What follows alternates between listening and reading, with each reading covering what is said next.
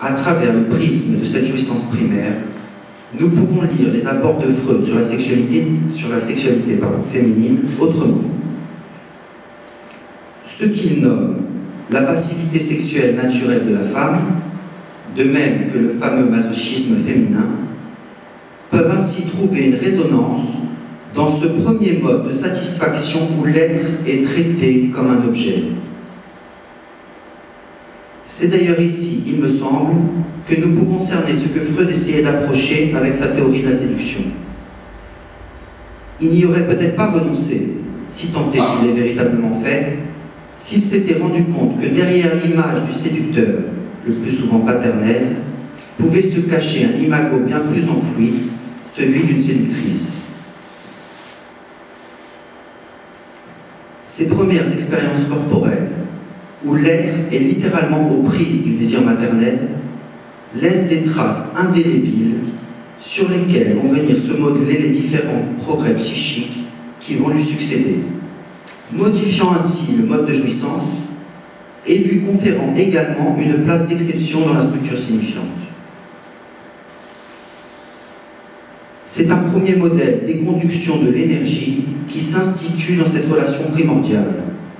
Modèle qui laisse certainement les traces les plus marquées et permet d'entendre que cette jouissance est plus intense que celle qui va lui succéder ontologiquement. Dans ce renversement, où l'être fait subir à l'autre ce que lui-même a subi, où l'activité vient se substituer à la passivité primitive, où l'être vient à se représenter dans l'articulation signifiante, il faut également envisager une forme de diminution de l'intensité opérée par les nouveaux frayages psychiques qui viennent à s'élaborer. Si le passage de la zone érogène clitoridienne à la zone vaginale peut avoir un sens satisfaisant,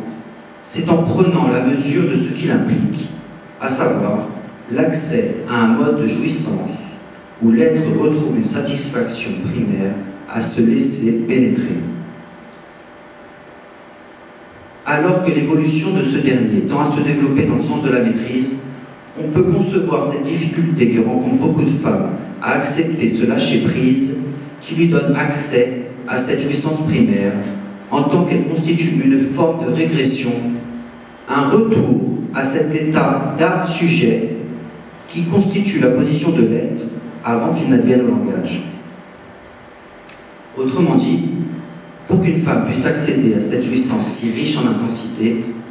elle doit retraverser le miroir qui lui donne l'illusion de son unité,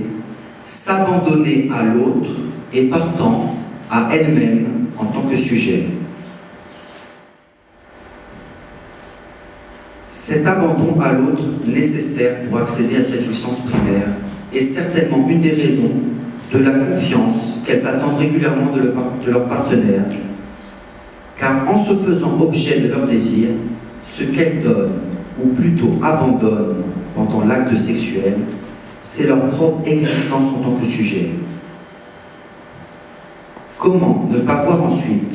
que cet abandon est le même que celui que le nourrisson vit dans son assujettissement à celle qui a le pouvoir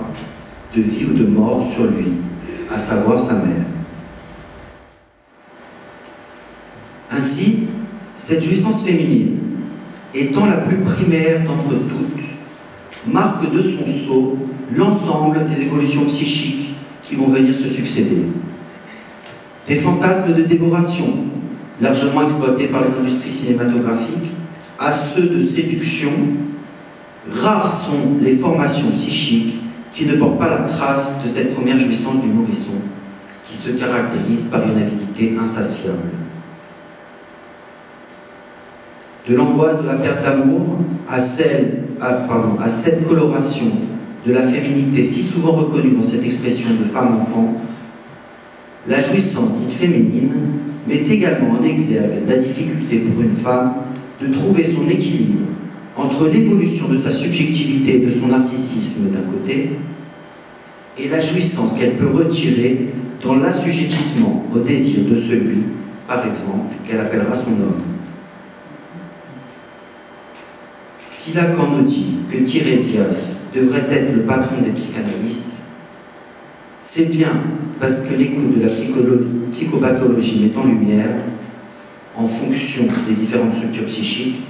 le rapport à ce qui était peut-être le plus masqué, à cette jouissance qui ne dit pas son nom. Je vous remercie.